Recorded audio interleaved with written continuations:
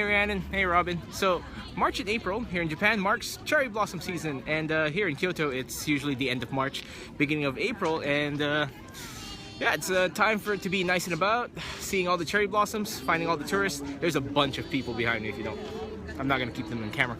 But aside from cherry blossom season, a popular thing here in Japan is cherry blossom parties. This is where you would sit underneath the cherry blossom trees with your friends, go drinking, and other stuff like that. And of course, you know, you can always play some games while drinking. So I wanted to ask you guys, what games do you bring when you're, I guess, with friends and out and about or drinking? So for me though, I bring a few games with me. I usually have games in my bag, but I try to tailor it to the occasion of why we're going out. Sometimes it's just simple card games or just two-player games. But today, since it is cherry blossom season, I brought some games that you could play with multiple people and hopefully slightly less drunk people. Okay, drunk people, fine, that's fine. Anyway, I brought my always favorite, Hive. Hive is a two-player game where you place insects and you're trying to surround your opponent's queen. And usually my opponent here is my wife, and she's pretty good actually. It's not bad. She's a good opponent for that. Anyway, aside from that, and what's cool about Hive is that the pieces are Bakelite. They're waterproof. I played in the rain before, and obviously I've played where you can spill alcohol on it and it's fine. They're just fine. Anyway, another thing I bring with me is Skull. Skull is a 3 to 6 bluffing game. This is a pure bluffing game where you're trying to place like coasters on a mat, and you're trying to bluff your way to see how many you can flip over and before you bust. So for example, if everybody has like some mats on the table, you say, oh, I can flip over some like 2 or 3 or flowers, and then people bid, and whoever has the most, and when everybody passes, you flip it over. You're like, oh, I can flip over 3 flowers. And if you flip over 3 flowers, 1, 2, and the third one, great, you win that round. You win twice, you win. However, if any time you flip a skull, you lose one of your cards, and it could be either up to you or either up to your opponents.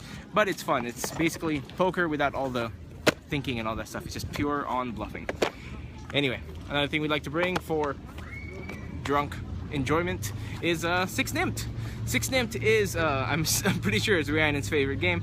Six Nimmt is a card game for 2 to 10 players, where you put down cards in rows, and what you're trying to do is not collect too many cards, because if you collect too many, that's too much points. The person with the least amount of points wins, and if the game ends, I believe, when a person gets to 66. So Six Nimmt, lovely little card game, and this is the 10th anniversary edition, so it has the extra decimal point cards, which is not a lot, not difficult. Anyway, the last thing I usually bring for drunk people is a memory game. So a nice little memory game is Mamma Mia by Uwe Rosenberg. Here in Mamma Mia, you're trying to throw ingredients into an oven and trying to make a pizza while you're doing it. However, the ingredients you want might not be in there when you throw your pizza on there, because it's just you play face up, but then you throw a recipe on there, and there might not be enough ingredients for you to throw in there.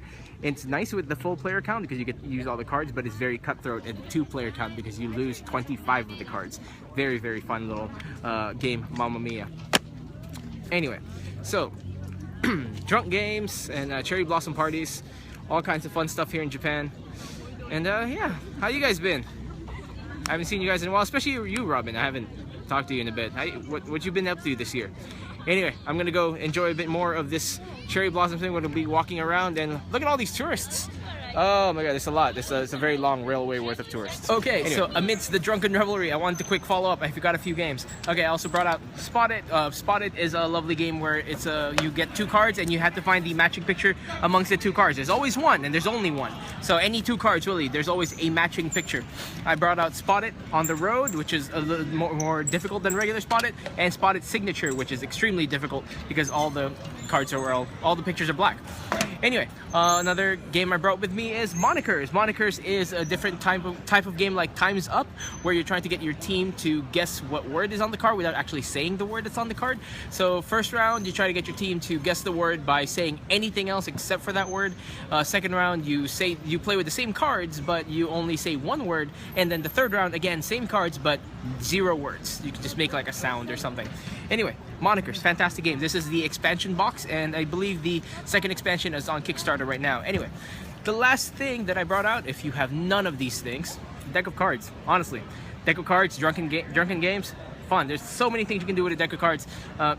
Google it, really. There's a ton of things you can do with a deck of cards. Nah. Anyway, back to the drinking. See y'all later. Bye.